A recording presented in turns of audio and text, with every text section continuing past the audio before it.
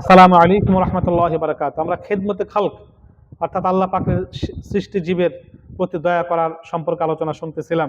বিখ্যাত বুজুর্গ বিখ্যাত বুজুর্গ হযরত আহমদ কবির রেফাই রহমতুল্লাহি আলাইহি, যিনি আল্লাহ রাসূলের বংশের, আল্লাহ রাসূলের কবরের কাছে গিয়ে বলেছেন, নানাজি আমি আপনার বংশের অমুক, দোয়া দরুদ পড়ে বলেছিলেন যে আপনি সালাম দিয়েছিলেন, আল্লাহ রসুলের রওজা থেকে সেই সালামের জবাব পর্যন্ত আসছিল। এমনকি আল্লাহ রসুল তার আবদার পূরণ করার জন্য সে মুসাফা করতে চেয়েছিল, রওজার থেকে হাত পর্যন্ত বের করে দিয়েছিলেন, এরকম বর্ণিত রয়েছে এবং বর্ণনাটি প্রসিদ্ধ এবং সহিহ।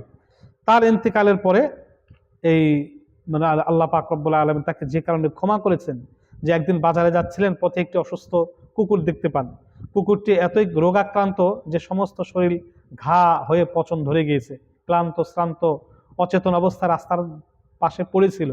এই আহমদ রেফাই রহমতুল্লাহ আলাই, তিনি কুকুরটার প্রতি দয়া হলো, নিজে বাড়িতে নিয়ে গিয়ে নিজ হাতে তাকে চিকিৎসা দিলেন, ওইখানে ওষুধ লাগিয়ে দিলেন।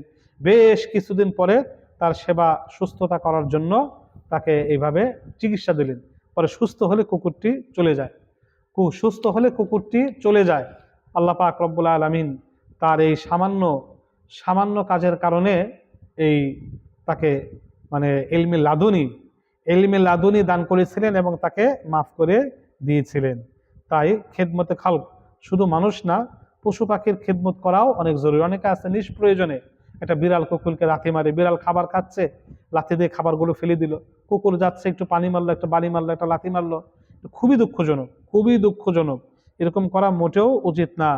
যে বনি ইসরায়েলের এক মহিলাকে যে শাস্তি দেওয়া হচ্ছিল, আল্লাহ রসুল বলেন যে একটা বিড়ালকে বেঁধে রেখেছিল, খাবার দেয় না, আবার ছেড়েও দেয় না যে সে বাহির থেকে খাবার কীট পতঙ্গ খাবে, বিড়ালটি মারা যায়। আল্লাহ পাক রব্বুল আলামিন সেই মহিলাকে জাহান্নামে নিক্ষেপ করেন। আল্লাহ পাক তাকে জাহান্নামে পাঠিয়েছিলেন। সুতরাং মানুষের সেবা তো করবে, আমরা সাথে সাথে সৃষ্টিজীবের, আল্লাহর সৃষ্টিজীবের খেদমত করব। আমিন। পরবর্তী ভিডিওতে